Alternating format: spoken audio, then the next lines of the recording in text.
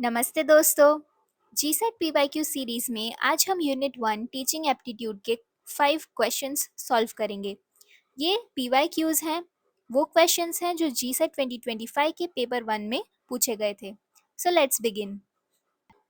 Which of the following is not a state of memory level? नीचे दिए गए options में से मेमोरी लेवल का स्टेट कौन सा नहीं है? retention, recall, recognition, assimilation. So the correct answer is option D, assimilation. Retention means storing information. कोई information को याद रखना, retain करना अपनी memory में. Recall means bringing back information without cues.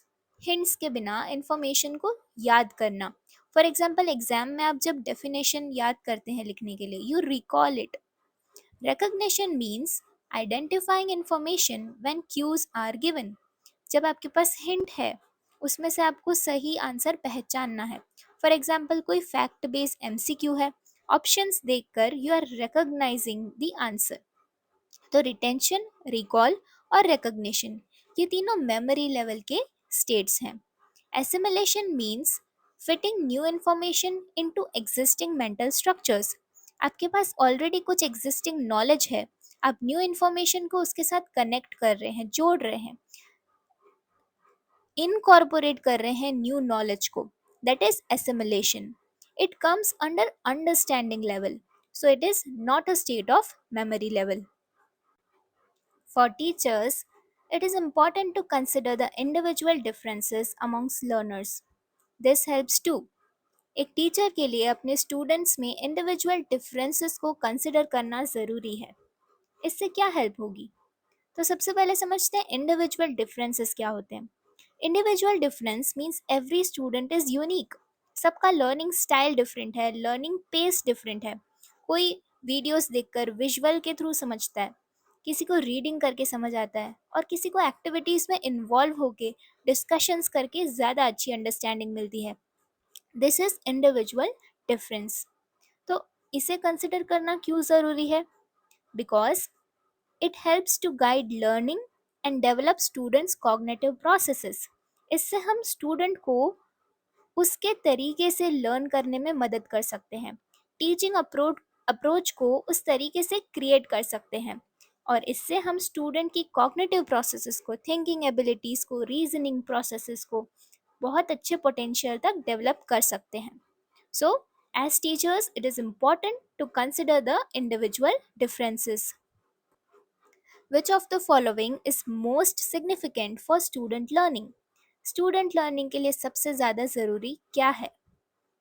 Student background, prior academic achievement, active learning processes, availability of text book.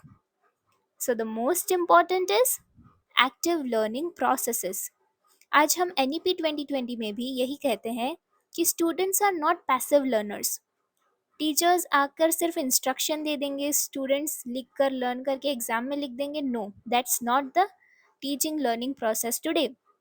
आज हम students को इन्वॉल्व करते हैं in the learning process through activities, through discussions, through interactions. Two way interaction है. Okay, so students are active learners today, और teacher का role is as a facilitator, as a guide.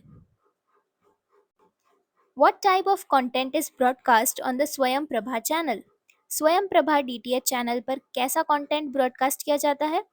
Weather and entertainment programs, political debate programs, educational program covering diverse fields for the 18+ age group learners, telecast of job opportunities to apply. So, the correct answer is option C. स्वयं प्रभा की DTH channels पर educational programmes आते हैं जो कि 18+ age group learners के लिए हैं. Literature, finance, life sciences, social sciences, कई सारे सब्जेक्ट्स पर अलग अलग चैनल्स क्रिएट की हुई है. स्वयं प्रभा एक बहुत इंपॉर्टेंट टॉपिक है. आप स्वयं प्रभा की वेबसाइट पर जाकर चैनल नंबर्स, नेम और सब्जेक्ट को ज़रूर एक बार रीड कर लीजिएगा. Under CBCS system, the requirement for awarding degree is determined by. CBCS system में डिग्री मिलने के लिए रिक्वायरमेंट क्या है, वो कैसे डिसाइड होती है? number of credits earned by the students, number of years spent in the program, marks obtained in the semester examination, or attendance and internal assessment marks only. So the correct answer is number of credits earned by the students. क्योंकि CBCS का मतलब है choice based credit system. Choice based means you don't study only fixed subjects, you get options.